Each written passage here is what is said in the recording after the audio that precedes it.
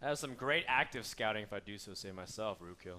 Welcome back to WGLNA, where we're done with 2 of our 5 matches, and match number 3 between Fulcrum and Bear Huggers is about to begin. Now, we weren't sure if we were going to be able to get into that series immediately.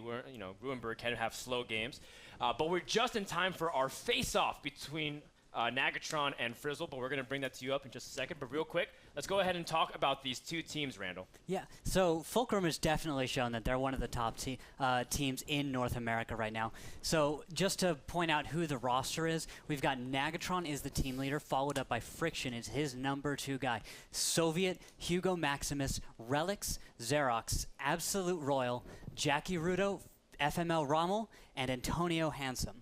Yep. So, all great guys. Oh, definitely all very great players. personable people. And I've had the pleasure of interacting with almost everybody, except for a couple of those people.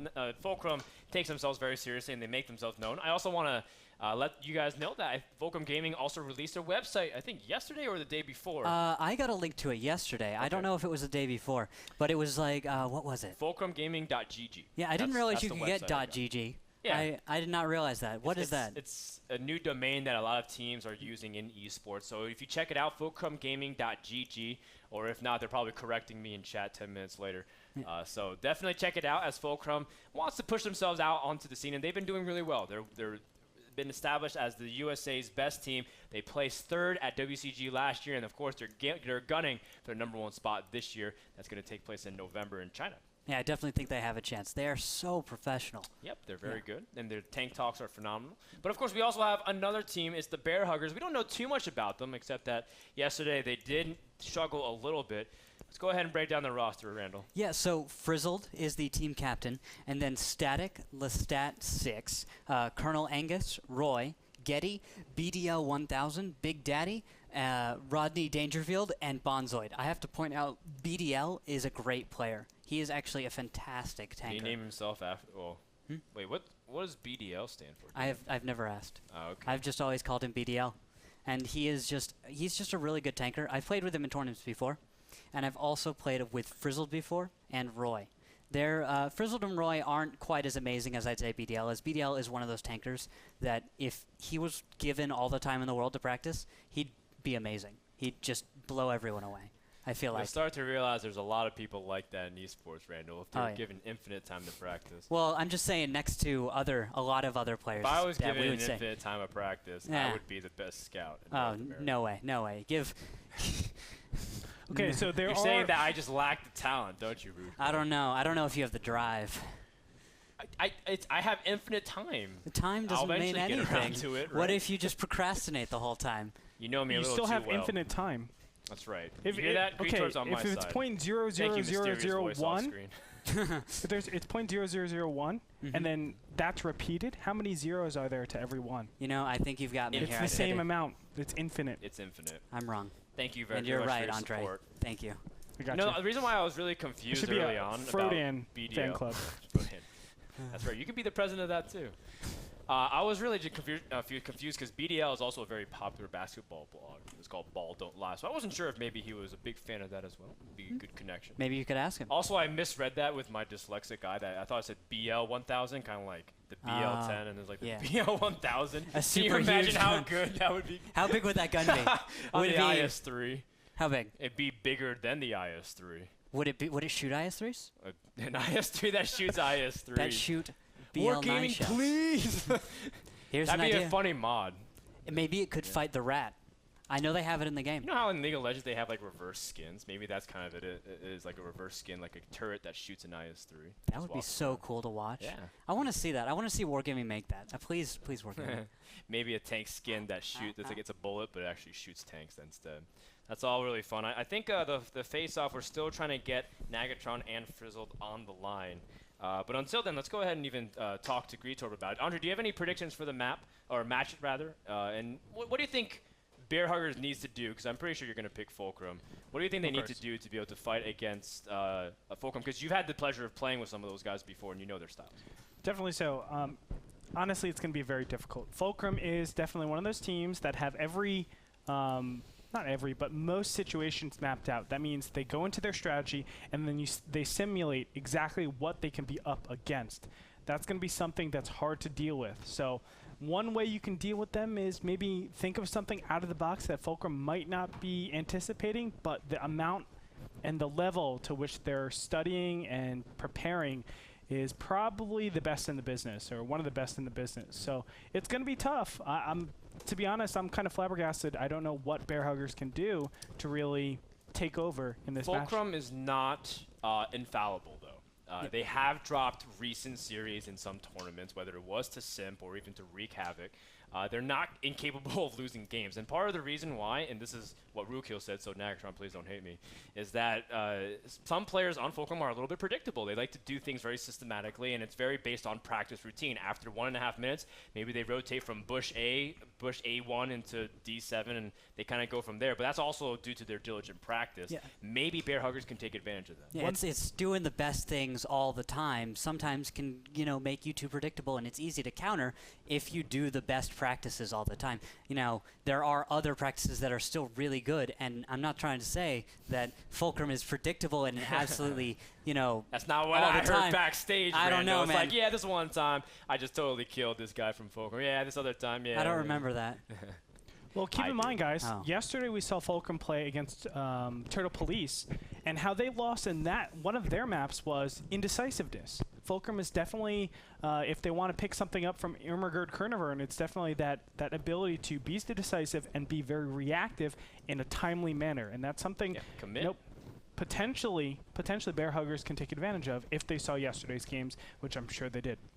That's something also about World of Tanks as well, because in the end there is that element where upsets can happen. Yeah. Even the best team, at the time they were called the Red Rush, they lost to Gratium, and I watched those games, and granted, I did feel like there was a momentary indecision as well from Rush, but still, the best teams can fall on any given night, and that's why we're trying to have these competitions, to give teams like Bear Huggers the opportunity to potentially get their name on the map by beating a team like Fulcrum. Yeah. Good practice can get you very, very far in World of Tanks. That is just it. How often does the average World of Tanks pro practice a day, Brandon? It really depends. There have been times when I've spent my entire day practicing. It's just been all day, and then I just have to take a break eventually, That's still a vague answer, Randy. Oh, hours, 5, 6, 7. I said, how many hours a day? 12. Sometimes it's all day. I think I've done a 12-hour day of practice. Wasted millions of credits, even sold a tank just so I could practice more. Ooh, all right. Well, that is dedication. There you Let's go. see if Bear Huggers has the determination and the skill to take out Fulcrum. Let's take a quick commercial break as we get ready for our match number 3. You're watching WGL. We'll be right back. Are you ready? Welcome to the Wargaming.net League North America World of Tanks. Oh my God! It is time for North America to answer the call of esports. This could be it. 5 seconds left to go. They got it at the last second. An amazing play. This is just a taste of what's to come. He's trying to turn it around. Big shots going down all over the place. Oh my the shot.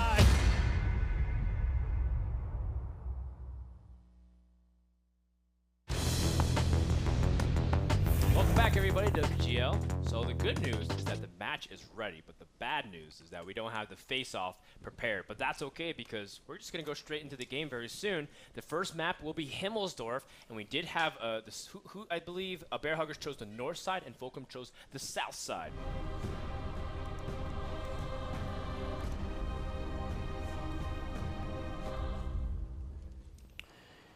Welcome to Himmelsdorf, and the north side we have the red team. One of the most established pro gaming teams in World of Tank esports scene. It is Fulcrum. In the south, we have the blue team.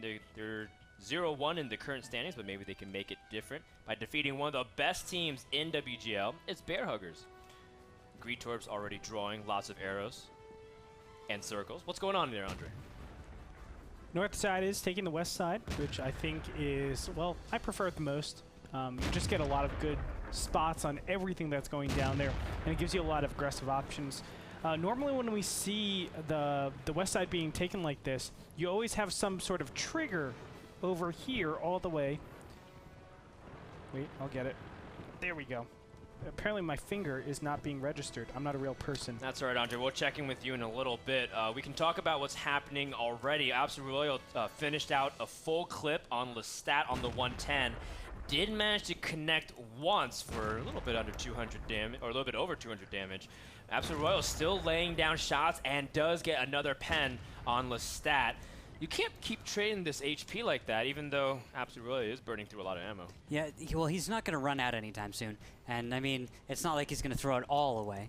And Right. those were actually very good shots out of Absolute. It's very hard to pen a 110 from the front, especially at that range, and especially with heat rounds, with the way they've been changed. If they hit the wrong angle, I mean, you're going to have a bad time. They just do not perform like they used to. 300 pen heat shells have just, they're not quite as amazingly effective. So I'm worried that the T69 isn't going to be able to do great damage. It looks like, is that one pen that went into his turret? Yes. It seemed one has hit slightly right to the turret. Another one looks like a ricochet, at least off the top. So he did avoid some damage in that regard. But is that any critical module damage? Just hitting the That front? could be his commander. Oh. It could also be his ammo rack.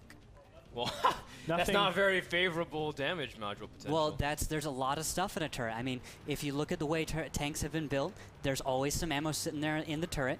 You've usually got a loader, the commander, and the gunner all somewhere inside that turret. So if something pens there, I mean, you could lose that. I mean, because the layouts of tanks in World of Tanks mirror that somewhat of tanks in real life. Most of the time, it's pretty accurate, and generally shooting a tank where a module was in real life will end up hitting it the same way in game.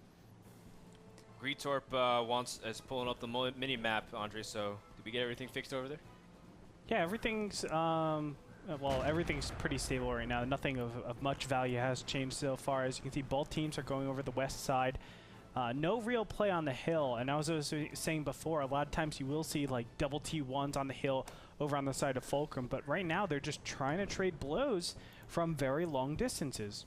Yep. From there, it's still a little bit of poking. Ooh, Nagatron takes a pretty big hit from Rodney Dangerfield, but it's not like Rodney, well, he's the one who's in danger, as there's a good pin from Nagatron and Absolute Royal. Another shot from Absolute Royal does not hit. Instead, it clears the fence. In fact, multiple shots hitting fence instead. Rodney is now fallen out of the detection range of Fulcrum. Relix is going to try and back out here, get the spot, and go back in, so Nagatron doesn't have to get spotted here. But Nagatron is inching up, trying to get his shot, and it doesn't look like Rodney's there anymore. Rodney's probably behind the building to the south of it this time, not exposing himself anymore to get shot by T-69s. Do you actually see where Rodney escaped off to?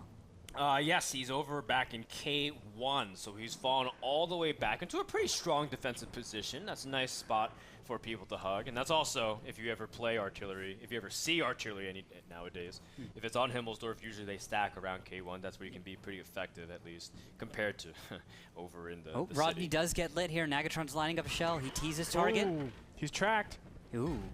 and that means not he's going to able eat a lot of connect. shells. There he goes. One more shot. 124 health. He Ugh. does manage to escape, but again, Damn. that's just going to put Rodney in a very awkward position because he's almost one shot guaranteed other than the T1 from dying. That is not good. That is so bad for Bear Huggers right now.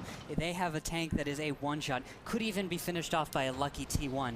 So at this point, I'm feeling like we're going to see a push out of Fulcrum or some kind of increased pressure. They know they've got a little bit of health to lose, a little health to trade, because they do have that lead. They can be a little bit more aggressive, and maybe Rodney will peek out, you know.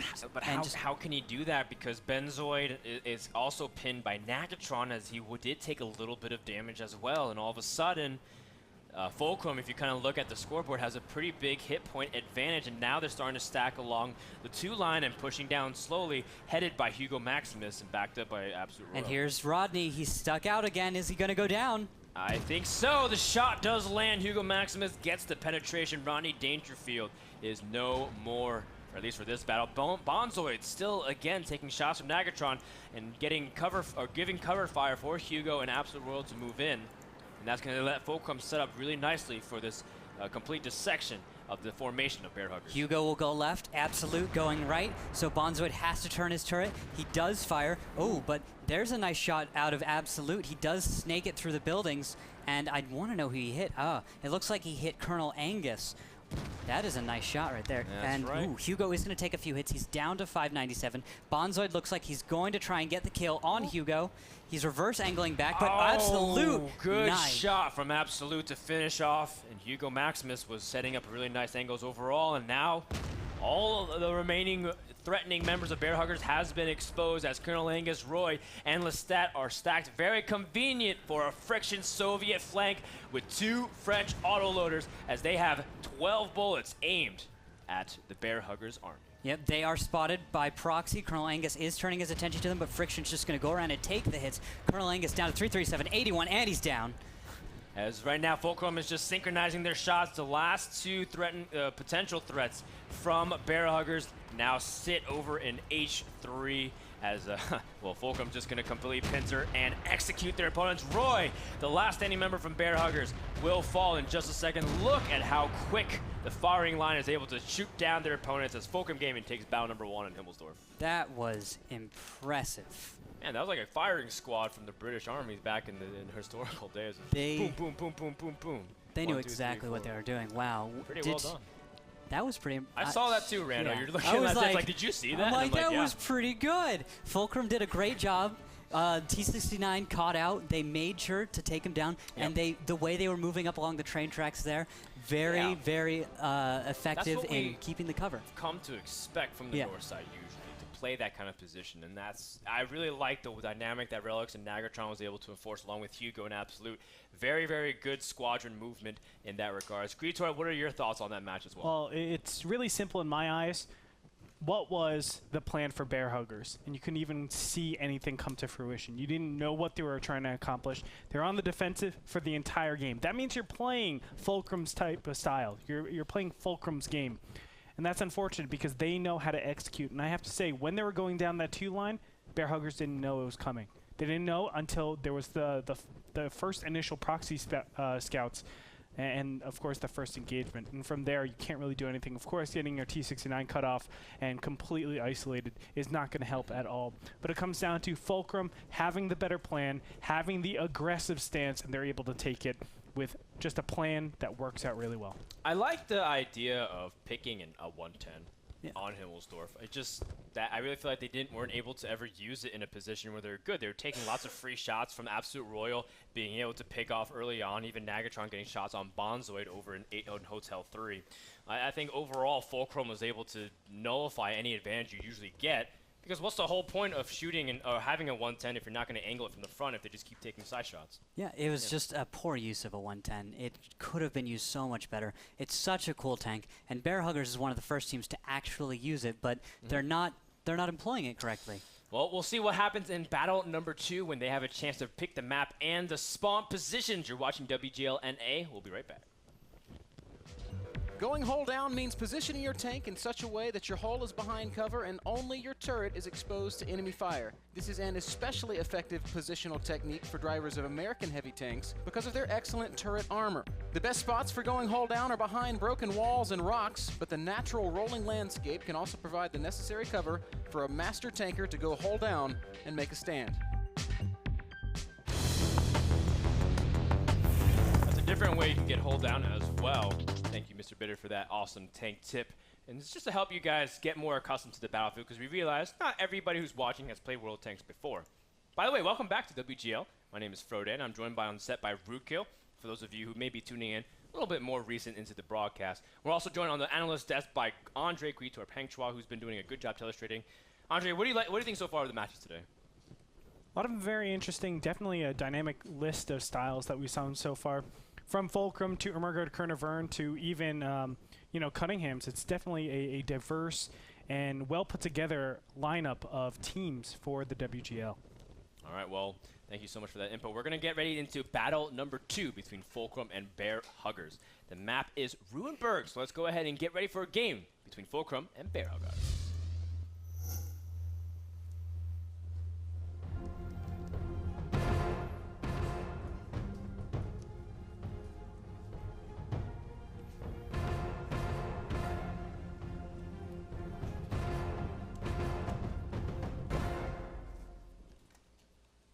Welcome to Ruinberg, where we're going to see Fulcrum, the red team, spawn in the bottom half of the map, currently up 1-0 over the blue team, Bear Huggers, over in the north side, who's also kind of dispersing towards the eastern part of the map. Now keep in mind, Bear Huggers does get map choice and spawn side preference. And these, look, I just want to see how they're able to play the north side of Ruinbird. Guito, can we break down what's going on in the opening movement patterns? Looks like Fulcrum is really gunning it to the Delta Village, normally not seen coming out from the south side, but they are going and trying to contest this village. Normally you see the north side take it a lot faster because this distance is much, much closer than this distance. So we'll definitely take a look and to see what happens, because this is kind of unconventional from Bear Huggers especially. Well, Fulcrum will take the Delta Village, just like you said. Thank you so much, by the way, Andre, for that great introduction. Randall, what's your take on the whole? How is Bear Huggers going to be able to handle this entire spread? Are they expecting some kind of big cap fast, or are they just trying to react to their opponents when they see them? I'm not sure Bear Huggers has really, I'm not sure about this strat that I'm seeing from Bear Huggers. It's really, really spread out, and they are just, they're putting it all on the ISU 152. He's at the center of the strat, so he has to turn himself around to face whichever way he's going to attack. You see right there, the ISU 152. He is just waiting for a shot. That's all they want. They just want him to get a shot. They have a T1 waiting out in the TIE fighter here. And they want someone to get spotted. I'm not sure anyone is going to get spotted. And Fulcrum has the advantage in any engagement right now because they'll be able to jump on a tank, finish it with superior firepower before enough guns can get on target. In the meantime, we see Friction here scouting around. Friction trying to be an active scout. Seems just like we mentioned in the past couple of matches that we've seen AMX 1390s making more appearances on Ruinbird. You do kind of have that hybrid city/field map dynamic going on with the split. Now, Fulcrum is going to rotate around. Just like you said, they don't want to get hit by that ISU, because ISU, the alpha is absolutely insane. It's 750 average damage, which you can get upwards to 915 damage in a high roll. That's insane. Like, I mean, that combined with one shot from an IS-3 can instantly kill the AMX 1390 with 1100. You can't survive after taking it high like rolls. You're done. Yeah, you're left so low. You just do not want to engage after that. ISU does. That's the point of bringing this ISU. They want to make the alpha happen in the fight, and their whole setup is around. It's kind of strange. They got the two 110s, and I haven't been able to see what guns they're mounting. If they're mounting 122s, that means that what they want is they want a high alpha and a decent follow-up, but they're going to have a really large lull between their first and second shots, but they're going to try and supplement that with some 5100s. Fulcrum here, though, is moving up. I think they've decided that they're going to go and attack from the west. They don't want to attack from the east. They don't want to risk getting spotted out and an ISU shooting them like that. They want to take on an ISU where they can flank it in the city. Now, the fact that an ISU, tank destroyer, one direction, no turret, it's going to be hard for it to maneuver. Yeah, it's been historically very difficult for tank destroyers to maneuver and combat effectively in cities, especially against strong teams that will maneuver constantly. If you're playing corner games, tank destroyer wins. But if you're playing high maneuverability, flanking, lots of motion kind of fights, tank destroyer has no chance in that regard, especially if you just have two people pinned. Nice shots from Bonzoid to kill off relics, and that's going to shut down a little bit of Fulcrum's vision, actually a huge amount, considering that the only other scout from Fulcrum is Xerox over there into the field. Don't forget about Friction. He is in the 1390. The 1390, so that will still give him vision. 1390 makes for a great scout, and it's very mobile, which means that when it comes to fighting and we find this ISU, if they can get, well, think about what if they get Friction in the backfield. And then able to completely flank and get some good shots. Oh yeah, great shots. And it's very hard for the ISU to then turn all the way around. Makes sense. Sounds legit.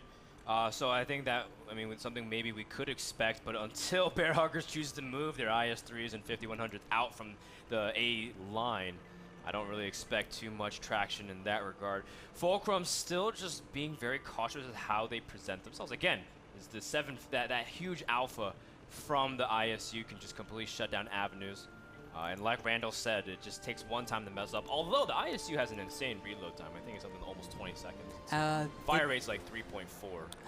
I don't remember. I never looked that up because... I looked it up right Oh, you did? Oh, look at you. Trouble was telling me. That's why I know so many stats offhand. Oh, look at you. I didn't actually think someone would pull out the ISU in the. Traditionally, no one brings TDs. But some people are believing now with the changes in 8.6 that you can bring them. It's just we haven't seen them employed. Yeah, but we haven't seen them employed in actually a team win with a tank destroyer. I haven't actually seen a win. Would the ISU be the tank destroyer to bring to a match, or is I would have said the Yag Panther too, because it's faster. Not the Hellcat.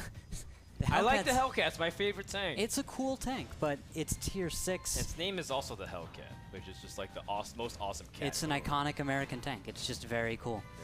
Unfortunately, in World of Tanks, it doesn't have very much health. A Hellcat was on sale on some site. I think I don't think it was Amazon. Was that on Reddit? Equivalent. I saw a link on Reddit to that. And it was sold. It was like sold for like 400,000 or something. Did it get sold? Or was it 400? Maybe it was 40,000.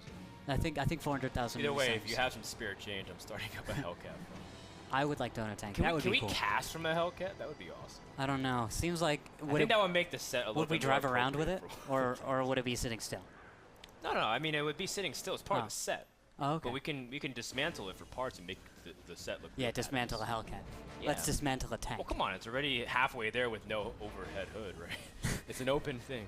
Point taken. Point taken. Yeah, I can see where we could go with. If I die, just have an open cast funeral with a Hellcat. With a Hellcat? Because it's that might be expensive. Could we put you in a lull tractor? No. That dinky thing couldn't handle my massive, enormous body. It's still stronger than a Pinewood Bob. Let's put him in a Renault. Slowly. Yeah, better than the FC-17, that's for sure. Sorry to get off track, guys. Of course, we're talking about this just because no actual movement has been set. 3 minutes left on this map, or on this match on Ruinberg. Well, I would like to see 7 Hellcats on Ruinberg. That would be cool. Though that strat is starting to come out more often, though. What? More 7 Hellcats? Yeah. It worked in the Russian league. It worked once in the Russian league. And Trouble said someone tried doing them against Ermagerd Kurnover in the qualifiers. Yeah, but did they win in the qualifiers? Well, no, because Ermagerd obviously qualified. So they didn't win. Well, see, there you go. But it's viable. Viable or tried and attempted. I don't know. Statistically not maybe viable. Andre would have the answer for that, though. Yeah, I do have the answer. You have no way to actually make those assessments, Ruko. I'm just assuming. Thank you, Creed, and then throwing you have no way to actually conclude that 7 Hellcats is I'm going to have to interrupt this lover spat. Statistically incorrect. I'm going to have to interrupt this lover spat to give you a breaking news update as Fulcrum has moved over to the 1 line. I do want to remind people that, or let people know that Andre will come out with a stat segment coming up very soon, so keep your eye peeled for that. For those of you that don't know, I am statistician. Very good statistician. Back in the day. We'll see how it's going to pan out because it could be greatly influenced by this match of Soviet and Nagatron. Starting to get the first shots, and they do get giddy. Some damage on the 110. Bonzoid taking heavy shots. Again, every angle, Hugo Maximus gets the last hit. There's only 20 health left on Bonzoid. And just like that, Fulcrum able to catch Bonzoid sleeping. 100% wombo combo right there. Oh, on the other side of the map, 2 lights have been spotted. There's going to be a fight. Colonel Angus and Xerox. And there goes Colonel Angus. That's 8 points for Fulcrum. That is 8-point advantage, and they can sit on that until 1:30. We haven't had to use the 8-point rule all day, which actually makes me a very happy broadcaster. Only 1 draw thus far. Oh, we're going to see the ISU come into play now. Is he coming in?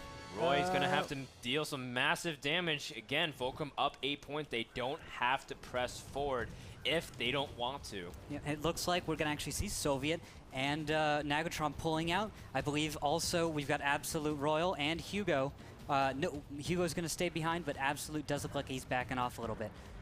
Friction still staying at the forefront, trying to get some spots, and he gets them. In fact, he sees almost all members, and just like that, Rodney Dangerfield in combination. I believe Roy landed that shot. We'll have to check the actual damage report, but instantaneous kill from a 100% to a 0% health Friction. That had to be a hit from the ISU. Yes, that was definitely a hit. I was watching the ISU the whole time. Thank you very much, Gritor, for that play-by-play. Soviet trying to move up closer into D3. All of a sudden, Fulcrum's advantage is null. Although, it does manage to see... Oh, just kidding. I thought Getty in the 110 has gone down. That's the 8-point lead again for Fulcrum. Yeah. And the pressure is on for Bear Huggers to actually make it. 27 seconds on the clock. Soviet has been revealed through proxy scouting. Big Daddy and Roy gonna roll around that ISU 152. Could almost finish off Soviet if he gets a high roll. If he gets a shot at all, Soviet is exposed. Roy does finish it off, but at the same time, Absolute Royal was able to capitalize on a rearrangement of Bear Huggers and finish off Rodney Dangerfield. Still an 8-point advantage for Fulcrum. 3 seconds on the clock. Roy cannot fire another shot because he is on the reload, and just like that, that, Fulcrum Gaming takes the map, and it goes up 2-0.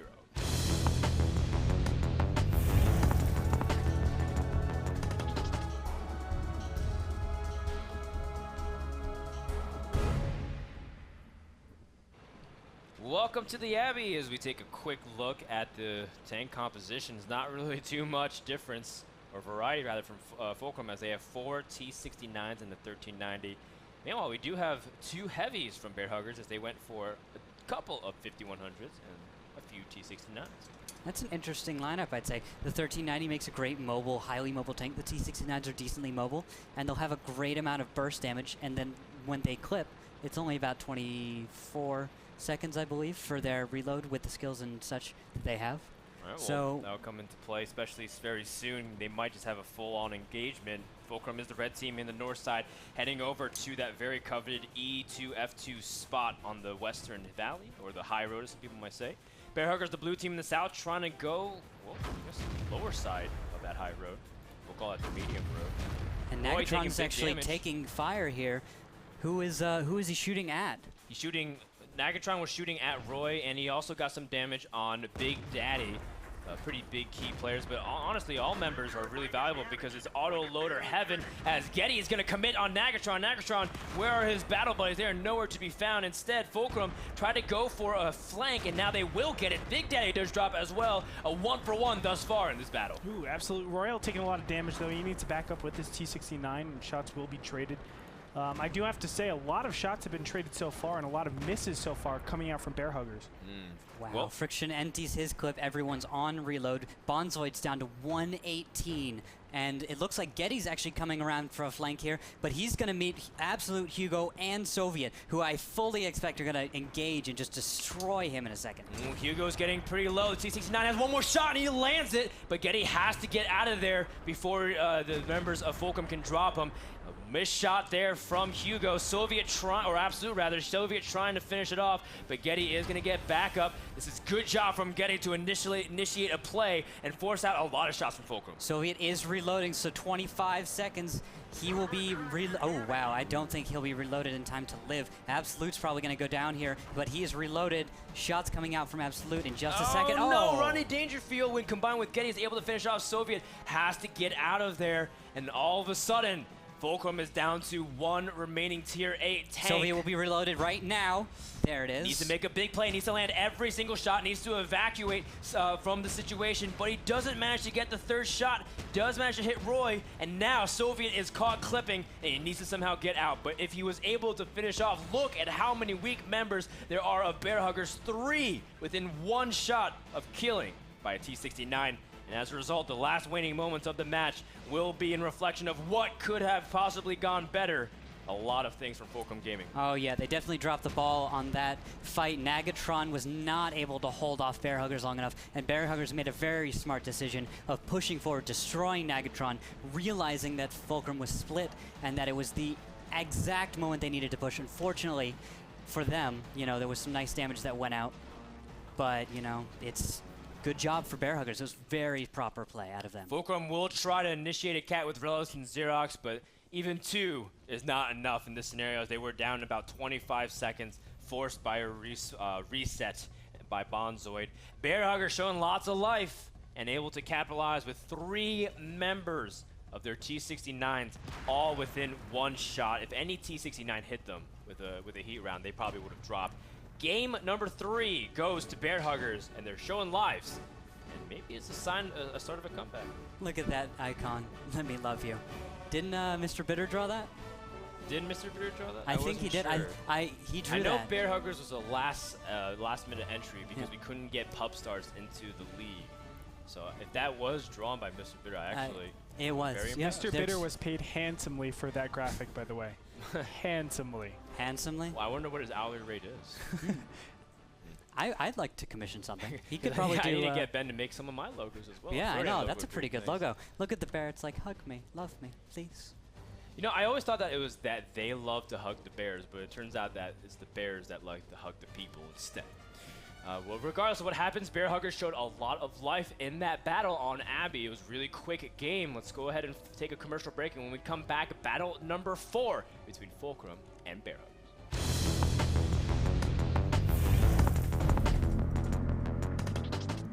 Welcome to Airfield. On the eastern side of the map, as you can see in the mini-map, is the red team, one of the most decorated North American teams in World of Tanks. It is Fulcrum Gaming. Yeah. And over towards the western side, Randall, would you like to do the introduction? No, it's fine. I was just going to talk about how much I liked the opening Fulcrum had, and then Bear Huggers here. What is going on there? Well, they're taking a trip to the beach. Yeah. They got their sunglasses, they got their mojitos. Gotta have sunscreen. And their boarding shorts. Yeah, they brought their sunscreen. Don't want to forget your sunscreen. I mean, pasty white nerds gonna have a sunburn if they don't wash themselves. Yep. The redder the hair, the redder your skin will be, is usually the ratio goes. Yeah. They're gonna lead the charge with Bonzoid from Bear Huggers, who's the blue team over on the west side. But they've been spotted. Oh yeah, everyone is lit. I see 5 tanks lit. Is that 5 tier 8s? I see 1390, T69, T60. Oh, yep, that is all 5 of them. Frizzled leading the way. Oh, 2 hits going out. Roy's gonna get tracked there. And that's gonna force him to burn a kit or at least do something. Relics, great job. Pretty much already the MVP of the team, as Roy does drop to a shot from Absolute Roy on Relics, trying to hightail out of there. Oh, he does manage to get taken out. But it's gonna come at a nice trade. Getty is also under fire from Soviet, and Soviet is able to secure a very nice lead for Fulcrum. The cap has begun for Bear Huggers. They're gonna try to do this really quick, but Fulcrum is almost in position to stop it, as only 40 seconds is more than enough time for Fulcrum to get back. Oh yeah, Soviet is already on cap. Nagatron is here, so is Friction. Absolute Royal seconds out. Hugo is getting here just now. All of Fulcrum is ready for this fight. Frizzled and Colonel Angus are hiding behind destructible buildings, so I'm expecting Hugo just to kind of drive in here, smash these buildings. Yep, Frizzled, Angus taking big damage like you mentioned. Nagatron and Absolute Royal finish off Angus. Frizzled and Bonzoid, the last remaining members from Bear Huggers of the Tier 8 platoon, is going to drop, and Fulcrum has completely swarmed their enemies. Bear Huggers won't have anything. They only have a couple of T1s, as the incoming end of moments are going to happen on Airfield. Really interesting, again, that Fulcrum is choosing Airfield as one of their go-to maps when they lose. Yeah, it's really strange. I think it's because most teams don't have a lot of experience on Airfield.